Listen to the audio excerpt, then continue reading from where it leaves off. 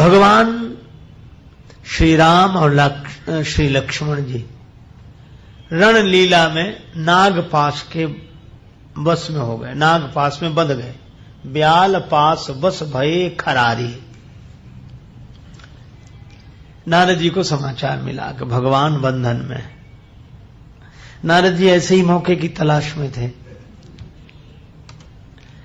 तुरंत गए। गरुड़ जी भगवान बंधन में बंधे हैं, सर्पों के बंधन में बंध गए हैं, उनका कल्याण तो आप ही कर सकते हो, उद्धार।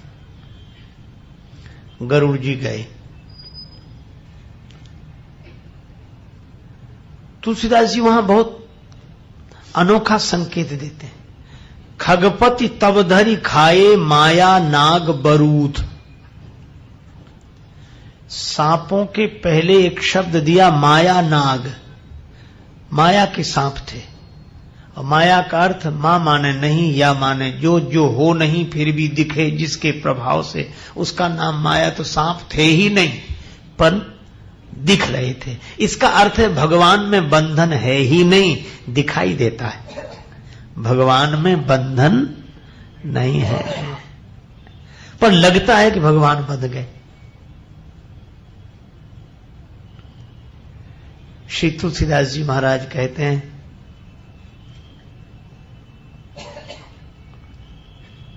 जेहि बांधे सुर असुर चराचर प्रबल कर्म की डोरी। जिन भगवान ने सबको कर्म बंधन की डोरी में बांध रखा है, जेहि बांधे सुर असुर चराचर प्रबल कर्म की डोरी। और वे भगवान एक दिन बंधे दिखे। कहां? बोले यशोदा जी के आंगन में। सोई अविच्छिन्न ब्रह्म जसुमति हठी, बांध्यो सकत न छोरी। पर यह लीला है, भगवान बंधन में कभी नहीं होते, दिखाई देते हैं कि बंधन में हैं। इसलिए भगवान का बंधन नहीं देखना चाहिए, भगवान का तो वंदन करना चाहिए। पर गरुड़ जी गए तो जो नाग नहीं थे फिर भी दिखाई दे रहे थे, उनको खा गए। खगपति तब धरि खाए माया नाग बरूथ। लौट कर आए। अब गरुड़ जी को यह संशय हो गया कि ये भगवान हैं या नहीं।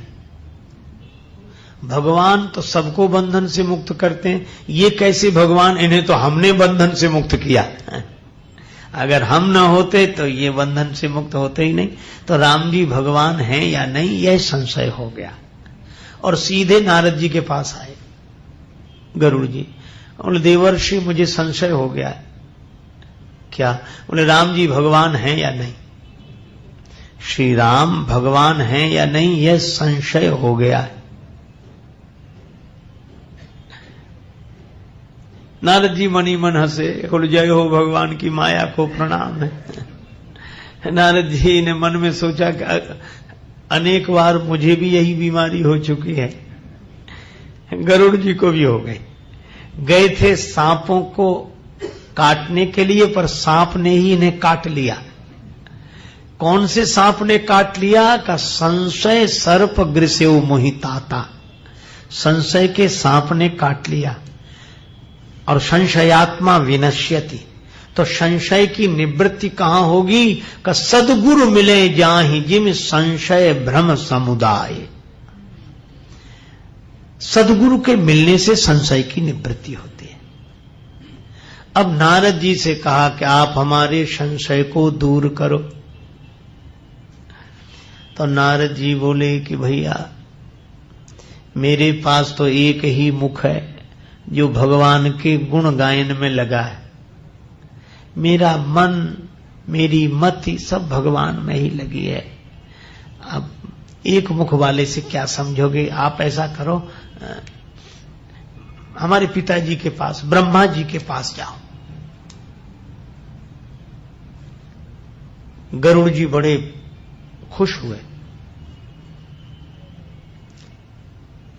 कई बार आपने देखा होगा रोगियों को भी अभिमान होता है। हमने एक रोगी से बात सुनी, वो ऐसे सुना रहा था कह रहा था मुझे ऐसा वैसा रोग थोड़ी, यहां के डॉक्टर तो समझ ही नहीं सके। उन्होंने कहा कि तुम वहां जाओ। जब वहां गए, अरे उन्होंने भी कह दिया कि हमारे बस का कुछ नहीं, हमें समझ में। फिर उन्होंने वहां भेजा, फिर वहां से वहां, फिर बड़ी मुश्किल से वो समझ पाए। फिर मुख मुद्रा देखो जैसे यह भी कोई विशेषता हो।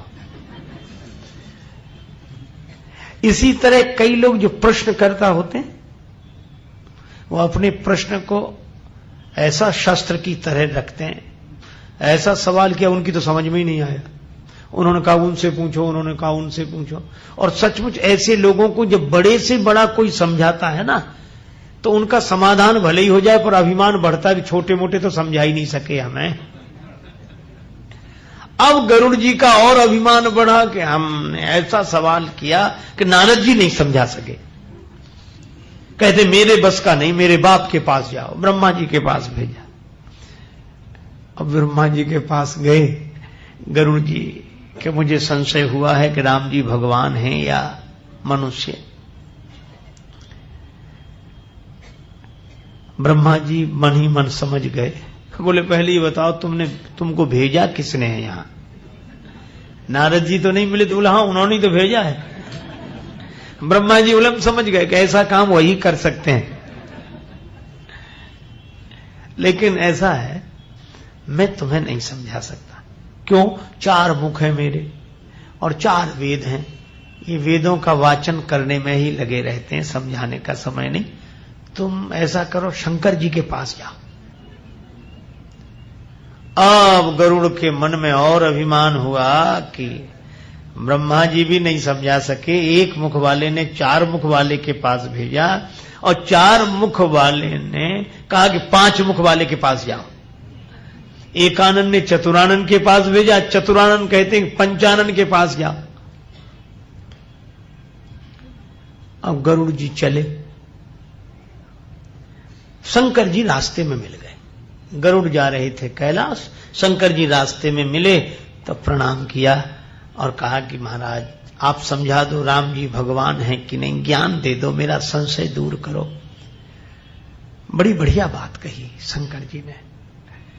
शंकर जी ने कहा कि प्रश्न तो तुम्हारा ठीक है, लेकिन मैं तुम्हें समझा नहीं सकता। क्यों? तुम रास्ते में मिले हो। मिलेऊ गरुड़ मार्ग महामोही, कवन भांति समझावो तो ही। तुम रास्ते के बीच में मिले हो, इसलिए मैं तुम्हें नहीं समझा सकता। अच्छा, रास्ते में बीच में मिलने का क्या अर्थ है?